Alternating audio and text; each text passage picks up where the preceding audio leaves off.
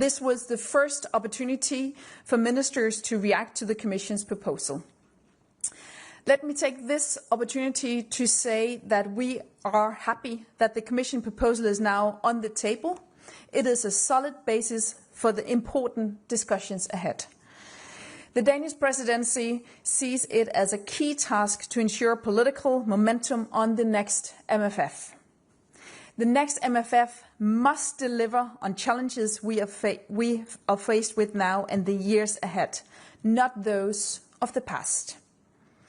We want to set an ambitious and responsible course for Europe. A strong, resilient and competitive EU. This also requires a new approach for the EU budget. Today's meeting showed broad support for a simpler and more impactful budget, addressing common European challenges. Of course, I also took note of many different priorities voiced by member states. These will feed into negotiation as presidency we will attempt to strike the right balance.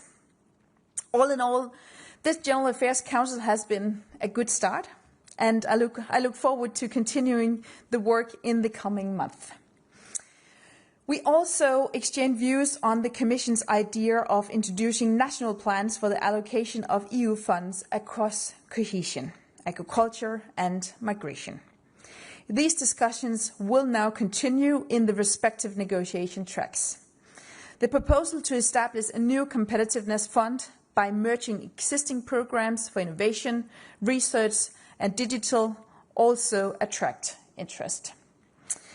We also held a political exchange on the proposal to amend Regulation 1/1958 on the EU language regime.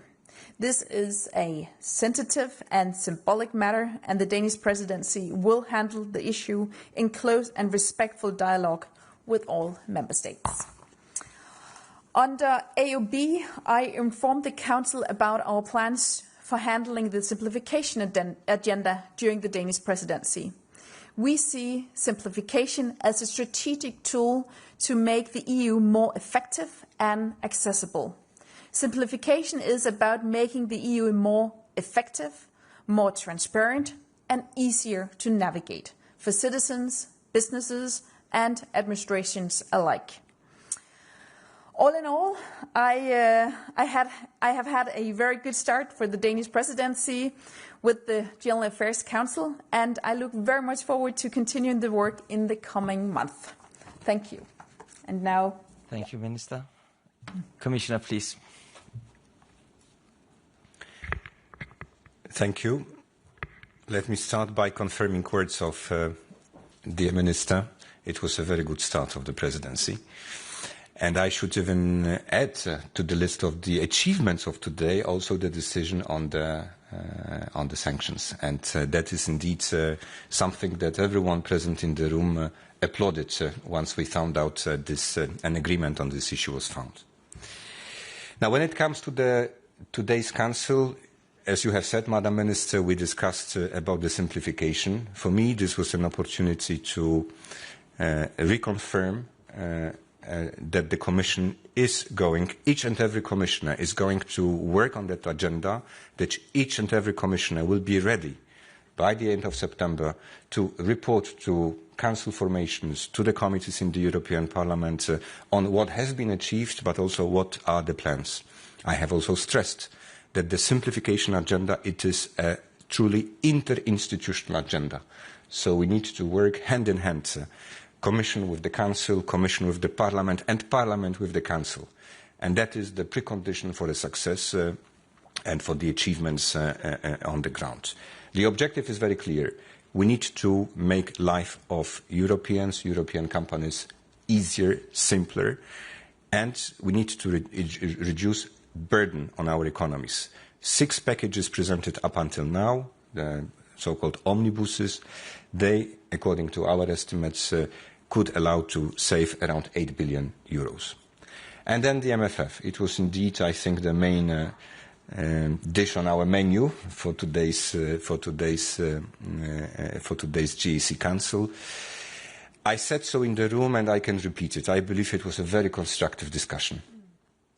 Of course, there was a lot of questions, and rightly so. We are only at the beginning of the process, and I'm really grateful to the Danish Presidency that just after 2 days, on Wednesday, we have presented the package, and already today we had an opportunity to talk to the ministers for all 27 member states about the content, about their concerns, to address some of their questions, to get some criticism, but also, I have to say, a lot of words of praise. And that was also present in the room. We are aware it is the beginning of the process. As you have said, indeed, for me it was an opportunity to clarify also a number of misunderstandings, be it in the context of the unjustified argument that the direct payments for the farmers are going to be cut. This was for me an opportunity to say how it is in fact. It was also for me an opportunity to clarify that in many of the areas in which European budget will be active, the choice that the member states have is not whether to increase spending, because we know they will increase spending on defence. If they want to be competitive, they have to increase spending on research and development. The choice which is there is sometimes really about, do we do it together or do we do it individually? And I believe, and this was the message I passed, by acting together, by spending together, we can get more security for the same money, more innovation for the same money, and that should be our objective. Thank you. Thank you, Commissioner. Now let's open the floor for questions.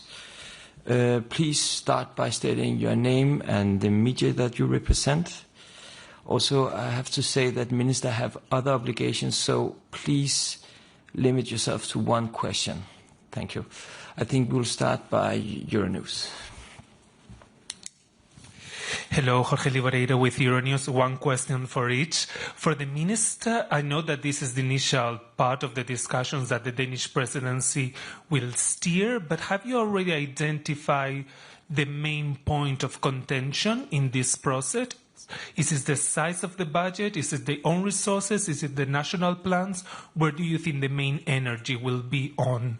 And for the Commissioner, the own resources have proven very controversial already. What is the pitch that you're making to capitals to convince them about these 5 new own resources? How dependent is your proposal on this? Thank you. Thank you for the question. I think we have to admit that this is a difficult discussion and it will be difficult negotiation. We had a very good exchange of views today, but of course there are also different views and different opinions which of course also were expected. There is also a very constructive will.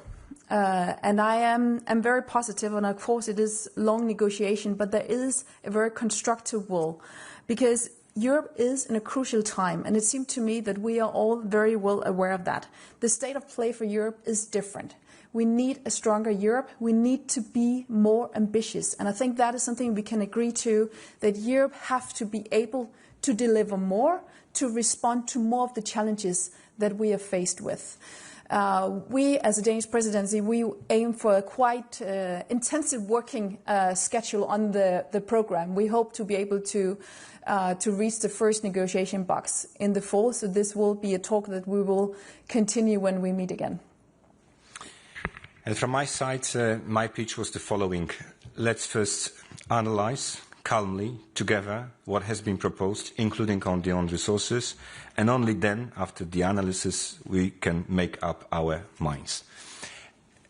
I'm also not surprised that there are concerns, questions, as I said, also sometimes criticism on various elements of the package. But we are, I believe, in very early days still, and there is still a lot of work also for the technical level, for our experts to look into details, to assess what are the consequences, including on the own resources package. And I also stressed today in the room that one of the key principles on which this package is built, that is that the key principle is we have to stabilize national contributions of the member states. We understand it is not a time to call for higher contributions from the member states to the European budget. And that is the only way to square the circle of being more effective, more ambitious with respect to spending, with respect to financing new priorities, is therefore an ambitious old resources package. It has been our line, as you know, since many months. Thank you. I'll go for that gentleman over there.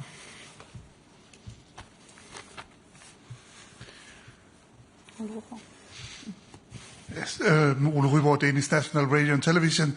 A question for the Minister. When you lead the meeting, you also have the best position in the room to listen to everything what is said. Did you detect any of the member countries there who actually support that the budget should increase to be the biggest budget ever in EU history? And a question to Commissioner Serafin. You took the opportunity here to correct misunderstanding on agriculture. I note that already, even before you presented your proposal on Wednesday, there was heavy criticism, and I've had a struggle finding anybody actually being happy with anything they saw. What's your way forward? Is it just misunderstandings, and is enough you travel around and explain everything, or what will be your way forward to handling this budget, which has been criticized quite a lot already? Thank you, Ole. We had a very good exchange of views in the room, and I would say that no country is ready to accept the budget today. This is a long discussion we will have, and obviously there are different views on how to structure the budget, and it will also be difficult. But Europe needs a budget. There's no one in the room saying that Europe does not need a budget, and there's a very constructive will, and now it's our task to push that forward. Thank you. Well, I have heard some member states saying that the budget is not ambitious enough, also when it comes to the size. And for some of them, it could be the reason not to accept the budget today. The only way forward is dialogue and negotiations. And I'm not really revealing any secret or secret formula. That has always been the case. We don't need to adopt the whole budget by the end of the year. It would be perfect, but I think everyone knows it's not possible. But we really need to put things in motion, and that's why we have the Danish Presidency with the ambitious plan how to do it. And yes, the only way forward is talking, explaining, and maybe also making some corrections, changes, so that the unanimous agreement can be reached, because by very nature the MFF requires unanimity. So all 27 have to feel comfortable enough to give their okay. Valeria, please. Valeria Pashko, public broadcaster of Ukraine. My questions for boss. So do you hold any negotiations with your partners or allies in order to convince them joining the sanctions, in particular the oil price caps, maybe with the US, Canada, or Japan, I don't know. And one more question. One more question, it's on enlargement. I know that it's not on the agenda today, but still recently Moldovan Vice Prime Minister stated that they are calling on the EU to open the first cluster, at least the first cluster before the elections in September. But Ukraine and Moldova is coupled on this way, and Orban, Prime Minister of Hungary, continues blocking the Ukrainian path to the EU. So how will you handle that situation? Thanks. Enlargement is one of our top priorities for the Danish presidency. It is very important for us to move forward with enlargement, especially for Ukraine, also Moldova and the countries in West Balkan. And it is so because it is a matter of security. It is a geopolitical necessity that we move forward with enlargement, and we will do everything we can. Unfortunately, right now, Ukraine is being blocked by one member country. Ukraine and Moldova are ready to move forward. We could open Cluster 1. It is within the merit-based approach the countries have delivered. We will do our best to push on that agenda, and we will see what we can do, political, practical, to try to find solutions, because it is important for Europe that we move on with the enlargement agenda. And I can confirm that it is a top priority for us. Not for us.